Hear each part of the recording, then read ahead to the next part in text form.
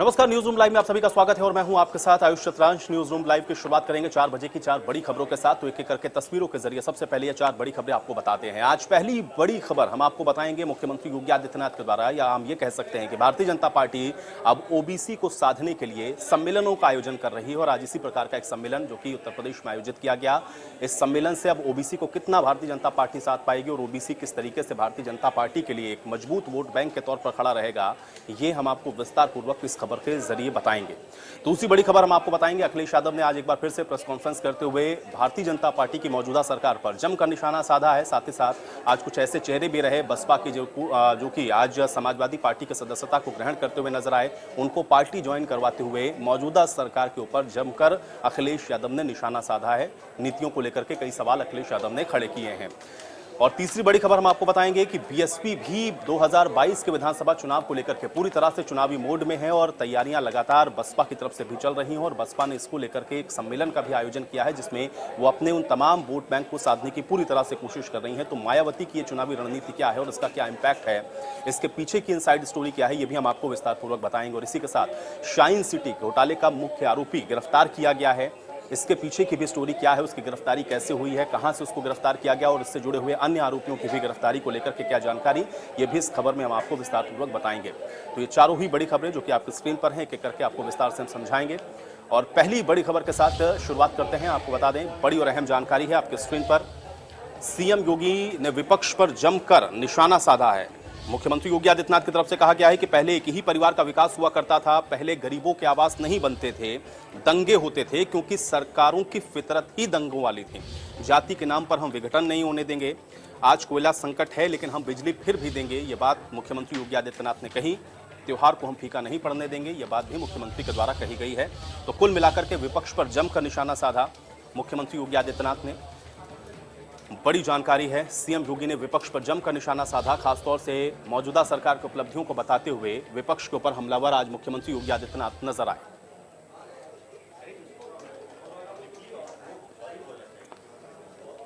और चलिए इसी पर बातचीत करते हैं। रजनीश हमारे साथ, हमारे सहयोगी जुड़ रहे हैं बातचीत करने के लिए। रजनीश, आज मुख्यमंत्री की तरफ से जमकर निशाना साधा गया है विपक्ष के ऊपर और खासतौर से उन्होंने निशाना साधते हुए जिन बातों का जिक्र किया, जिसमें वो ये कह रहे थे कि हम समाज का विघटन नहीं होने देंगे, पहले जो योजनाएं थी वो एक परिवार तक ही सीमित थी, तमाम बड़ी बातें आज कही गई। मुख्यमंत्री ने आज जो बातें कही हैं उसके क्या मायने समझे जाए? आयुष, मुख्यमंत्री का विपक्ष पे हमला मतलब समाजवादी पार्टी पे हमला कहीं ना कहीं भारतीय जनता पार्टी और सीएम योगी आदित्यनाथ भी जान रहे हैं, समझ रहे हैं कि उनकी सीधी लड़ाई समाजवादी पार्टी से होगी। हालांकि विपक्ष के तौर पे बसपा और कांग्रेस काम जरूर कर रही है, लेकिन सीधे सीधे तो ये भाजपा की रणनीति के तहत उन्होंने सीधे अब टारगेट करना चालू कर दिया है। और मुख्यमंत्री योगी आदित्यनाथ का कोई भी कार्यक्रम हो, उस कार्यक्रम के बाद जो विधानसभा में जब वो नेता उपाध्यक्ष का नॉमिनेशन का कैंडिडेट का नॉमिनेशन कराने गए थे, उसके बाद भी उन्होंने लगातार हमला किया था समाजवादी पार्टी पे। तो ये हमला अभी जारी रहेगा। 2022 का इलेक्शन है, चुनाव है, आप देखते रहिए। ये तो अभी बोलते हैं ना, पिक्चर का ट्रेलर है, अभी पूरी फिल्म की रिलीज बाकी है, अब शुरुआत हो गई है। हालांकि जब अखिलेश यादव की भी पीसी हो रही है तो वो आक्रामक मूड में ही लगातार हमला कर रहे भारतीय जनता पार्टी पर, उनके नेतृत्व पर। तो ये आमने सामने का मामला बनाया जा रहा है। और मैंने आयुष पहले ही कहा कि कांग्रेस बसपा भी कोशिश कर रही है मुख्य विपक्षी पार्टी बनने का।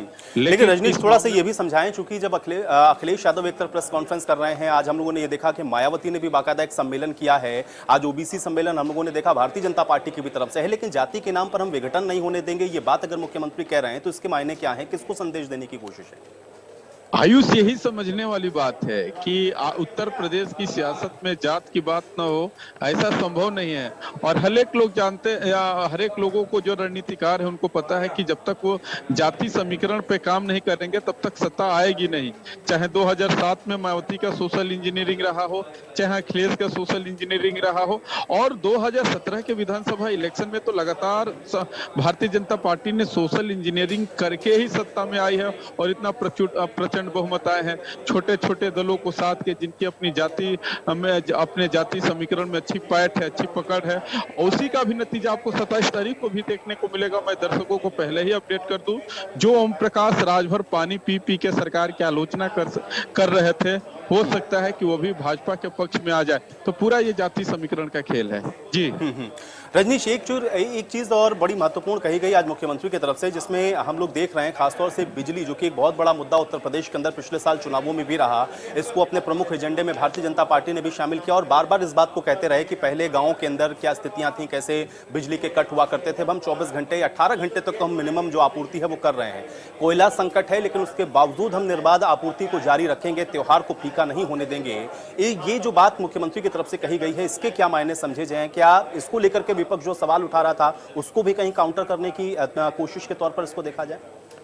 एकदम एकदम आयुष, ये काउंटर करने की कोशिश है लगातार। हालांकि बिजली विभाग पे उनका अच्छा काम हो रहा था, श्रीकांत शर्मा का भी इसमें अच्छा योगदान रहा। बिजली विभाग को लेके ऊर्जा के क्षेत्र में इन्होंने काफी काम किया, जो सरकार की लगातार ये लोग उपलब्धि बता रहे थे। लेकिन बीच में कोयले के जो कमी आई थी, उसके वजह से विपक्ष को मौका मिल गया था। विपक्ष लगातार हमला कर रहा था, तो योगी को भी लग रहा था कि 4.5 साल का क्या मेहनत, कहीं 10 दिन में पानी न फिर जाए। तो आज उन्होंने वही एहसास जनता को करा और उन्होंने भरोसा भी दिलाया कि आप बिजली के संकट को हम लोगों ने दूर कर लिया है। और लगातार प्रेस रिलीज भी आ रही कि 17 रुपया यूनिट की दर से हम लोग महंगी बिजली खरीद के जनता को प्रोवाइड करा रहे हैं जी आयुष।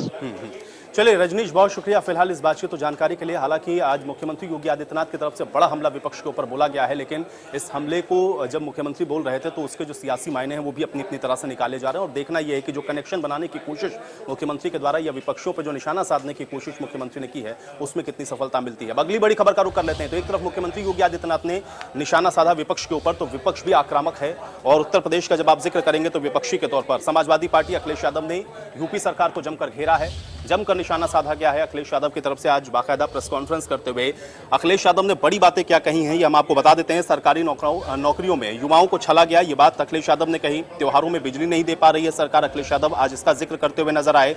जनता अपने वोटों से सरकार की कुटाई करेगी, ये बात भी अखिलेश यादव ने कही है। घोषणा पत्र में कर्मचारियों के हितों का हम ध्यान रखेंगे, यानी कि अपने घोषणा पत्र का जिक्र अखिलेश यादव ने यहां पर किया। सुबह की चाय से रात का खाना तक हर एक चीज महंगी हो गई है, ये बात अखिलेश यादव ने कही। सबसे ज्यादा भूखे लोग भारत में सोते हैं, अखिलेश यादव ने इस बात को भी कहा। यानी कि यहां पर वो हंगर इंडेक्स का भी जिक्र कर रहे थे। कम वजन के बच्चे हमारे यहाँ पैदा हो रहे हैं, कुपोषण की ओर उनका इशारा था। तो कुल मिलाकर के अखिलेश के निशाने पर आज मुख्यमंत्री योगी आदित्यनाथ थे, मौजूदा भारतीय जनता पार्टी के सरकार, और जमकर निशाना साधा गया है। बड़ी बातें आज अखिलेश यादव की तरफ से कही गई, जो लगातार हम आपको बता रहे हैं। सबसे दिलचस्प बात कही अखिलेश यादव ने, जनता अपने वोटों से सरकार की कुटाई करेगी, ये बात अखिलेश यादव ने कही। यानी कि एक तरीके से अपनी जीत को सुनिश्चित बताते हुए अखिलेश यादव यहाँ पर दिखे हैं। कई उन मुद्दों को उठाया जो कि इस समय आप देख रहे हैं कि उत्तर प्रदेश के अंदर उन मुद्दों का जिक्र हो रहा है।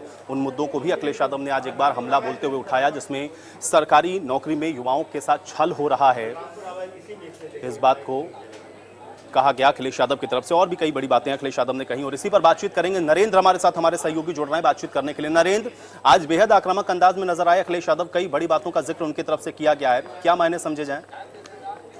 बिल्कुल, अखिलेश यादव जिस तरीके से आज बातें कर रहे थे और ये मौका था कि 3 बड़े नेता उनकी पार्टी में ज्वाइन किए थे। कादिर राणा हैं मुजफ्फरनगर से, जो पूर्व में सांसद रहे हैं, बीएसपी से आए थे, और हरिशंकर तिवारी जो राज्य कर्मचारियों के नेता रहे हैं, मतलब, और वहीं आर.एस. कुशवाहा जो बसपा से आए हैं, राष्ट्रीय महासचिव रहे हैं, पूर्व अध्यक्ष रहे हैं। तो इस तरीके से इस मौके पर उन्होंने कहा कि योगी सरकार नहीं, योग्य सरकार चाहिए उत्तर प्रदेश में। महंगाई को लेकर उन्होंने हमला बोला और साथ ही कहा कि किसानों को रौंदा जा रहा है, किसानों के साथ अन्याय किया जा रहा है, गन्ना का मूल्य नहीं दिया जा रहा है, धान की खरीद ठीक से नहीं शुरू हो पाई है। तो निश्चित तौर पर सीधे सीधे उन्होंने योगी सरकार पर निशाना साधा, और चाहे स्वास्थ्य सेवाएं हो, चाहे महंगाई हो, चाहे डीजल पेट्रोल हो, सब पर करारा हमला बोलते हुए कहा कि हर मोर्चे पर सरकार फेल रही है। जिस तरीके से बिजली का संकट सामने दिखाई पड़ रहा है और किसानों के सामने समस्याएं हैं, और मेडिकल की जो व्यवस्थाएं अस्त व्यस्त हो गई हैं, वो सारी सपा सरकार में बनाई गई थी, लेकिन ये संभाल नहीं पाए हैं। यानी कि प्रदेश सरकार पर उन्होंने करारा हमला बोलते हुए एक एक बिंदु पर सरकार को घेरा और कहा कि ये सरकार फेल है, सरकार को जो काम करना चाहिए था, जो वादे किए गए थे, वो पूरे नहीं हुए हैं। उद्घाटन किया गया है। कोई एक ऐसा काम चलिए नहीं नरेंद्र, दिख बहुत रहा। शुक्रिया फिलहाल इस बातचीत और जानकारी के लिए। हालांकि अब चुनावी मौसम है, इसलिए वार पलटवार आपको लगातार देखने को मिलेंगे। एक तरफ मुख्यमंत्री योगी आदित्यनाथ को आपने सुना, विपक्षियों पर आक्रामक थे, तो वहीं विपक्ष की तरफ से भी अखिलेश यादव ने जमकर भारतीय जनता पार्टी यानी कि मुख्यमंत्री योगी आदित्यनाथ के ऊपर आज निशाना साधा है। अगली बड़ी खबर का रुख कर लेते हैं। सभी पार्टियां आप देख रहे हैं चुनावी मोड में है। ऐसे में बहुजन समाज पार्टी की तरफ से भी शक्ति प्रदर्शन किया गया है कार्यकर्ता सम्मेलन के माध्यम से। तो बड़ी जानकारी और बड़ी खबर आप तक पहुंचा रहे हैं आगरा से है। बीएसपी ने चुनावी आगाज कर दिया है। कार्यकर्ता सम्मेलन में बीएसपी का शक्ति प्रदर्शन देखने को आज मिला है। आगरा में बीएसपी ने विशाल कार्यकर्ता सम्मेलन का आयोजन किया है। बाबू मुनकांद अली और श्याम सुंदर इसमें शामिल हुए हैं। जीआईसी ग्राउंड में बीएसपी कार्यकर्ता सम्मेलन जिसका आज आयोजन किया गया था चुनाव को लेकर के बसपा की तरफ से, ये बड़ा शक्ति प्रदर्शन था। इससे पहले लखनऊ में मायावती की तरफ से चुनावी रैली की गई थी।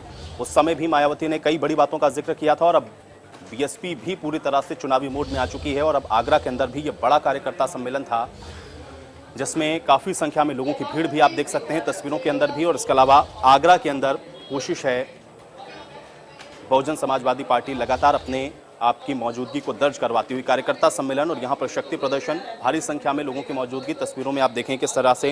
इसके अलावा बाबू मुनकांद अली, श्याम सुंदर शर्मा शामिल हुए हैं। जीआईसी ग्राउंड की तस्वीरें हम आपको दिखा रहे हैं जहां पर बीएसपी का ये कार्यकर्ता सम्मेलन हुआ है और चुनाव को लेकर के ये शक्ति प्रदर्शन बहुजन समाज पार्टी की तरफ से यहां पर देखने को मिला है। तो सभी पार्टियां आप देख रहे हैं कि अपने अपने चुनावी एजेंडे के साथ अब जनता के बीच में जा रही हैं। चाहे समाजवादी पार्टी का आप जिक्र करें, चाहे बहुजन समाज पार्टी का, या अन्य विपक्षी के तौर पर आप कांग्रेस पार्टी को देखें, सभी पार्टियां उत्तर प्रदेश में 22 के चुनाव की तैयारी में लगी हैं और बहुजन समाज पार्टी भी उसी में आगे बढ़ती हुई लगातार अब अपने कार्यकर्ताओं को एकजुट करने की कोशिश, कार्यकर्ताओं के माध्यम से जनता तक मैसेज पहुंचाने की कोशिश। और जो कोर वोट बैंक है पार्टी ने आगरा से चुनावी आगाज कर दिया है। आज विशाल कार्यकर्ता सम्मेलन यहाँ रखा गया। आप देख सकते हैं विशाल मंच बनाया गया है। इस मंच पर बड़े बड़े नेता यहाँ मौजूद हैं और मुनकार अली अभी पहुंचने वाले हैं। यहाँ जनरल कोऑर्डिनेटर मौजूद हैं। आप देख सकते हैं कि किस प्रकार से यहाँ जनता भी लगातार पहुंच रही है। बसपा के जो कार्यकर्ता वो लगातार यहाँ पहुंच रहे हैं। तो कार्यकर्ता सम्मेलन विशेष रूप से इसको कहीं ना कहीं चुनावी हुंकार माना जा रहा है। ये शक्ति प्रदर्शन भी कह सकते हैं इसको, बसपा का ये शक्ति प्रदर्शन है क्योंकि बसपा ने यहाँ 2007 और 2012 में 6 सीटें पाई थी। तो कहीं ना कहीं 2017 में आकर एक भी सीट नहीं मिली, लेकिन इस बार कहीं ना कहीं पूरी ताकत झोंक देना चाहती है बसपा और इसीलिए अपना शक्ति प्रदर्शन शुरुआती दौर में यहाँ कर रही है बसपा। यहाँ जो प्रत्याशी हैं उनके नामों का भी ऐलान हो सकता है। Sanjay Singh, India news, Agra. और चलिए इसी पर बातचीत करेंगे। संजय हमारे साथ जुड़ रहे हैं बातचीत करने के लिए। संजय, आज बीएसपी की तरफ से बड़ा कार्यकर्ता सम्मेलन आयोजित किया गया। जीआईसी ग्राउंड के अंदर की तस्वीरें भी हम लोग देख रहे थे, आप वहां पर मौजूद थे। किस तरीके से देख पा रहे हैं बसपा के शक्ति प्रदर्शन को?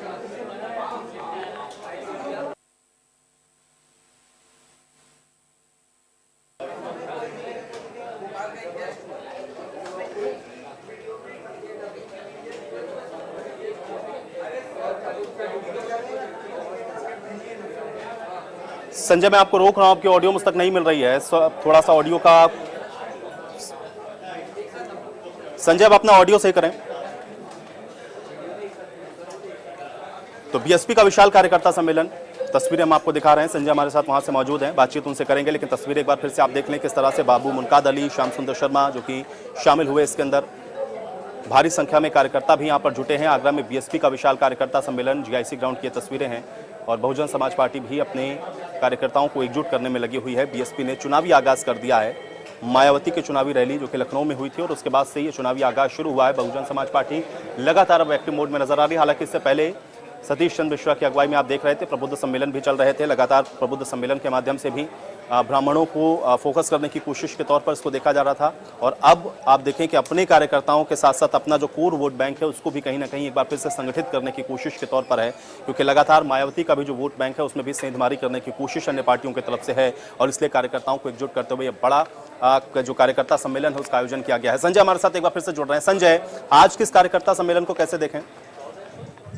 आगरा में जो कार्यकर्ता सम्मेलन हुआ, कहीं ना कहीं शक्ति प्रदर्शन के रूप में इसको देखा जा सकता है। 2007 और 2012 में बसपा ने अच्छा प्रदर्शन किया तो 6 विधानसभा सीटों पर कब्जा किया था, लेकिन 2017 में बसपा करिश्मा नहीं दिखा पाई, एक भी सीट नहीं ला पाई। अब 2022 को लेकर उसकी नजर है। कहीं ना कहीं दक्षिणी विधानसभा क्षेत्र में इस कार्यकर्ता सम्मेलन को रखा गया। कद्दावर नेता यहाँ मौजूद रहे बसपा के और राष्ट्रीय महासचिव मुनकाद अली यहाँ पहुंचे थे। कहीं ना कहीं दक्षिण विधानसभा क्षेत्र से रवि भारद्वाज के नाम का ऐलान किया गया। इस कार्यकर्ता सम्मेलन को कहीं ना कहीं शक्ति प्रदर्शन के रूप में आप देख सकते हैं, क्योंकि आगरा को जो दलितों की राजधानी भी कहा जाता है और बसपा हमेशा से अच्छा प्रदर्शन करती आई है, तो पहला ये एक चुनावी आगाज था बसपा का।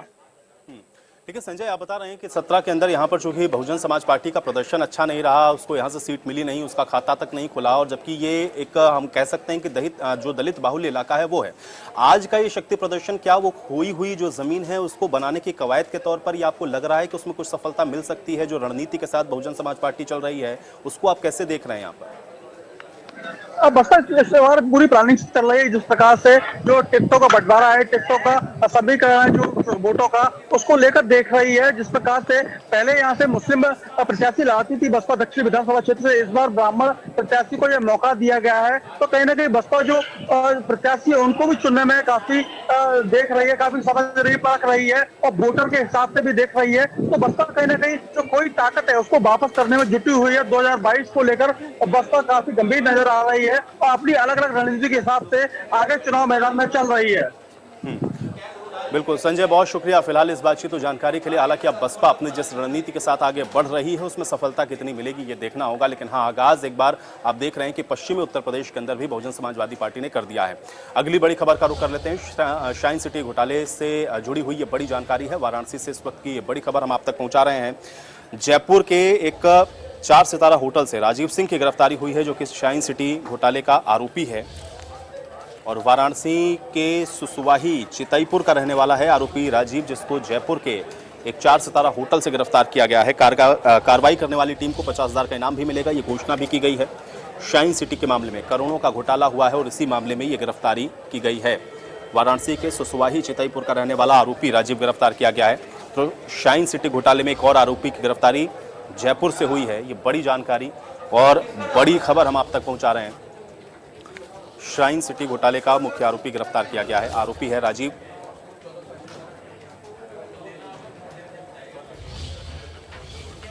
बातचीत करते हैं, पंकज हमारे साथ, हमारे सहयोगी जुड़ रहे हैं बातचीत करने के लिए। पंकज, आरोपी राजीव को जयपुर से गिरफ्तार किया गया है, क्या जानकारी इस पूरे प्रकरण में?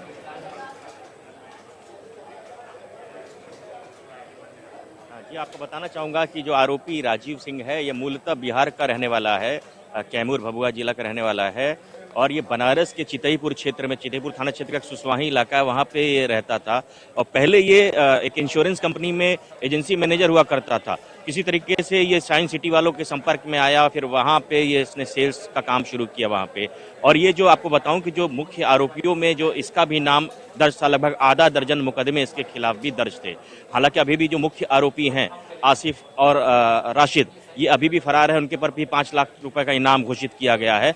और जो सबसे महत्वपूर्ण बात है कि वाराणसी कमिश्नरेट पुलिस के द्वारा अब तक 4 गिरफ्तारियां हो चुकी हैं और 3 प्रांतों से की गई। ये जो बस सबसे बड़ी जो गौर करने वाली बात है, तारीफ करने वाली बात है कि इसके पहले जो गिरफ्तारियां 3 हुई वो बिहार से हुई और बंगाल से हुई, और ये अब ये जो चौथी गिरफ्तारी हुई है ये राजस्थान से हुई है। और ये राजस्थान के एक होटल में नाम बदल के, 4 सितारा होटल में नाम बदल के वहाँ पे रह रहा था, और पुलिस को सूचना लगी और यहाँ की जो क्राइम ब्रांच और बनारस की जो स्थानीय 2 थाने की पुलिस है, वो सब लोगों ने वहाँ छापा मारा, उसको पकड़ा और वो सड़क मार्ग से उसको लेके आ रहे हैं। और वाराणसी के जो पुलिस कमिश्नर सतीश गणेश ने पुलिस टीम को 50,000 रुपए देने का घोषणा भी की है। जी आयुष।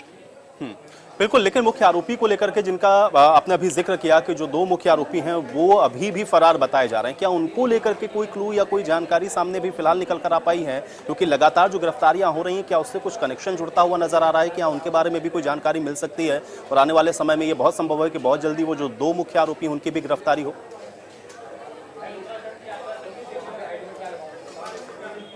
देखिए, जो सूत्रों से, जो पुलिस ने सूत्रों से ज्ञात किया है, जो 2 मुख्य आरोपी हैं वो फिलहाल देश के बाहर हैं। और अब ये जो राजीव सिंह को पकड़ के पुलिस ले आ रही है, इससे अहम सुराग मिलेगा, इससे जो पुष्टि वाला सुराग मिलेगा कि वाकई वो जो मुख्य 2 आरोपी हैं जिन पे 5-5 लाख रुपए का इनाम घोषित है वो कहाँ पे, क्योंकि जनता की करोड़ों रुपए इन लोगों ने डकारे थे और तमाम जगह जो है घोटाले हुए थे, लखनऊ से लेके बनारस में लेके तमाम जगह जनता के संग ठगी करी और करोड़ों रुपए जनता का डकारा था। तो ये निश्चित रूप से जो वाराणसी पुलिस की बहुत बड़ी सफलता है, क्योंकि राजीव सिंह जैसे मैंने बताया कि जो मुख्य आरोपियों के बहुत नजदीकी रहा है और उससे महत्वपूर्ण सुराग निश्चित मिलेगी पुलिस को और उस पर पुलिस आगे कार्रवाई करेगी। जैसे मैंने बताया कि जो पुलिस को सूत्रों से ज्ञात हुआ है कि जो मुख्य आरोपी वो देश के बाहर है। जी आयुष। बिल्कुल, लेकिन पंकज, जो कार्रवाई करने वाली टीम है उसको भी 50,000 रुपए का इनाम देने की बात कही गई है। इस विषय में और क्या जानकारी है?